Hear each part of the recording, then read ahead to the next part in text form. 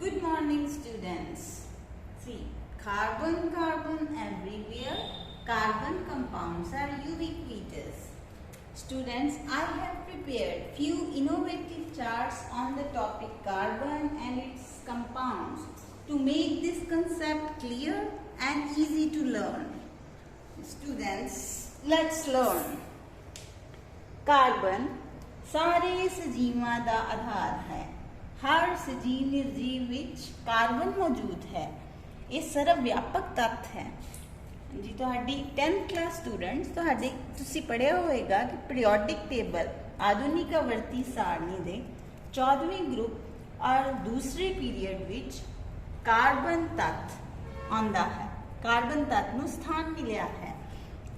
Carbon ਜਿਸ ਦਾ atomic number 6, atomic mass 12, atomic number 6 means its electron number is also 6. So electronic configuration of 6 electrons is 2 in K shell and 4 in N shell. हाँ जी बच्चों देखो 4 हैं इससे valence electron संयोजक electron. and you carbon दिया 2 main properties. First property tetravalency means चौ संयोजकता और दूसरी प्रॉपर्टी कैटिनेशन मीन्स लड़ी बंधन। चौ संयोजकता के अनुसार कार्बन के 4 इलैक्ट्रॉन 4 होर एलीमेंट्स तत्तां दे नाल संयोग करके यौगिक बनाते हैं। जो जिस तरह तुसी मीथेन की स्ट्रक्चर सब तो सरल हाइड्रोकार्बन की स्ट्रक्चर देख रहे हो, इलैक्ट्रॉन डॉट स्ट्रक्चर और इसकी बनतर structural formula is shown by the bonds. इस विच हर कार्बन एक हाइड्रोजन इलैक्ट्रॉन नाल संयोग करके इकहरा बंधन बना रहा। देखो मीथेन विच 4 इकहरे बंधन मौजूद हैं। इसका molecular formula CH4 and it comes under alkanes. Second property is catenation, लड़ी बंधन, जिस विच कार्बन कार्बन दे ही परमाणुओं नाल जुड़ के बड़ी संख्या विच बंधन बनाता है। किस तरह के बंधन देखो, ए स्ट्रेट चेन जिस विच कार्बन सीधी लड़ी विच जुड़िया है। हाँ जी, ये ब्रांच चेन इस विच शाखावां हन कार्बन दियां। एक कार्बन शाखा के रूप विच ऊपर या हेठां जुड़ सकता है। And third is ring structure जिस विच हर कार्बन दूसरे कार्बन नाल जुड़ के एक साइक्लिक स्ट्रक्चर कार्बन कंपाउंड से बनाता है। हाइड्रोकार्बन्स जिस विच कार्बन कार्बन दे नाल एक इलैक्ट्रॉन की शेयरिंग, 2 इलैक्ट्रॉन की शेयरिंग या 3 इलैक्ट्रॉन की शेयरिंग नाल जुड़ के अते हाइड्रोजन परमाणुओं के संयोग नाल हाइड्रोकार्बन्स बनाता है। हाँ जी, इस विच एल्केन्स इसका व्यापक फॉर्मूला CnH2n+2 जिस विच N कार्बन नंबर है और इन्हों असी सैचुरेटेड संतृप्त हाइड्रोकार्बन आखते हैं। एक electron sharing carbon carbon which अते बाकी 3 इलैक्ट्रॉन्स विद हाइड्रोजन। हाँ जी, असी इसकी एक एग्जाम्पल मीथेन कर चुके हाँ। इन्हों का असी नामकरण भी तुहानूं सिखावांगे। हाँ जी, बाकी 2 हैं अनसैचुरेटेड असंतृप्त हाइड्रोकार्बन जिस विच कार्बन कार्बन दे नाल 2 इलैक्ट्रॉन शेयरिंग कर रहा है और इस विच एल्काइन विच कार्बन कार्बन 3 इलैक्ट्रॉन्स की शेयरिंग कर रहा है। इन्हां दा नाम तुसी एन इन ते आइन के अकॉर्डिंगली याद रखना है और व्यापक फार्मूला जो लिखा है CnH2n+2 CnH2n CnH2n-2 दे अकॉर्डिंगली याद रखना है जिस विच कार्बन नंबर तुहानूं समझावांगे जी। Carbon number C1 meth, C2 eth, C3 prop, C4 but या but, C5 pent, C6 hex, C7 hept, C8 oct. पर तुसी सिर्फ 10th क्लास विच 6 और to 7 नंबर ऑफ कार्बन के अकॉर्डिंगली नाम याद रखने। जिन्होंने बच्चों ਕਾਰਬਨ ਨੰਬਰਸ ਦੀ ਬਿਗਨਿੰਗ ਯਾਦ ਹੋ ਗਈ, ਉਹਨਾਂ ਬੱਚਿਆਂ ਨੂੰ ਹਾਈਡਰੋਕਾਰਬਨਸ, ਉਹਨਾਂ ਦੇ ਕੰਪਾਊਂਡਸ ਈਜ਼ੀਲੀ ਲਰਨ ਹੋ ਜਾਣਗੇ। ਬਹੁਤ ਵੱਡੀ ਸੰਖਿਆ ਵਿੱਚ ਕਾਰਬਨ ਯੌਗਿਕਾਂ ਦਾ ਨਿਰਮਾਣ ਕਾਰਬਨ ਕਰਦਾ ਹੈ। ਅਸੀਂ ਇਹਨਾਂ ਵਿੱਚੋਂ ਸਿਰਫ 5 ਕਾਰਬਨ ਯੌਗਿਕਾਂ ਦਾ ਨਾਮਕਰਨ याद रखना है 10th class for 10th class students। Halogen, हाँ जी, असी ये फंक्शनल ग्रुप क्रियात्मक ग्रुप दिते हैं। Firstly halogen alcohol aldehyde ketone and fifth is carboxylic acid group. Halogen नू X दे नाल डिनोट किया जाता है और X halogen group which halogen fluorine, chlorine, bromine, iodine नू अगेतर हैलो लगा के बोलिया जाता है। हैलो, हाँ जी। हुण 1 कार्बन मीथेन एल्केन CH4 विचों एक हाइड्रोजन घटा के असी CH3 दे नाल एक हैलोजन लगाया है फ्लोरीन, ते इसका नाम की होया फ्लोरोमीथेन। Cl लगाया है तो क्लोरो, C2 दे अकॉर्डिंग इथेन। हाँ जी, अगर Br लगाया है तो ब्रोमो, कार्बन नंबर देखो 2 means bromo ethane.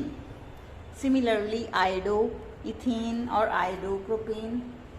Then alcohol group जिसका फंक्शनल ग्रुप OH है, एक हाइड्रोजन हटा के OH ग्रुप लगा के नामकरण करांगे। OH नू पछेतर ओल बोल के, ओल जिवें CH4 मीथेन दे विचों एक हाइड्रोजन कटा के असी की लगा दिता OH और इनू बोलांगे मीथेनोल। जी 2 कार्बन C2H5 दे नाल OH ग्रुप लगाया तो बोलांगे इथेनोल। C2H5 नू अगर इस तरह लिखिया है CH3 and CH2 then OH, even then we will speak it ethanol. Aldehyde functional group CHO, इसनों असीं सीधे रूप विच भी लिख सकते हाँ और इसके नामकरण लई अल ग्रुप AL नू पिछे लगाया जाता है, पिछे बोलिया जाता है। जिस तरह HCHO, CHO दे नाल एक हाइड्रोजन ऐड होया और 1 कार्बन इज मिथ, इसका नाम की होया मीथेन दे नाल अल, मीथेनल। HCHO methanal. और अगर 2 कार्बन हैं CH3 CH2 या C2H5 असी लिख सकते हैं C2H5 CHO। 3 कार्बन है, it means propanal. Al group aldehyde group that is CHO group. Next is ketone group that is CO which comes in between. हाँ जी, इस CO ग्रुप दे दोनों साइड ते अल्काइल ग्रुप होंगे और इसका नामकरण असी पिछेतर ओन बोल के करांगे। इस तरह CO is in between and side CH3 CH3। हाँ जी, हुण एक कितने कार्बन हो गए 1 2 3 और 3 कार्बन असी प्रोपेन नाल बोलते हैं और इस दे विच असी CO ग्रुप कारण इनू की बोलांगे प्रोपेनोन। ओन ग्रुप लगाना है। Another is C2H5 CO CH3। हाँ जी, इस विच देखो 2 3 4 कितने कार्बन हो गए 4 एंड फिर 4 नो असी ब्यूटेन तो की बोलांगे butanone between CO group. And last one is carboxylic acid group that is CO। Last one is carboxylic acid group जिसका संकेत क्रियात्मक ग्रुप है COOH एंड इसका नामकरण असी ओइक एसिड पिछेतर लगा के करांगे। स्विच COOH दे नाल एक हाइड्रोजन लगा के इसनू असी की कवांगे methanoic. Because of 1 carbon atom it comes under the meth name nomenclature HCOOH। इस तरह भी लिख सकते हैं। इसनों असी OH नू अलग वखरा और CO नू वखरा नहीं देखना। It is a combined group COOH। oic acid, methanoic acid. And another example is CH3COOH, 2 carbons, two carbons to ethanoic acid. So try to learn other examples also, and you will memorize the whole concept of carbon compounds.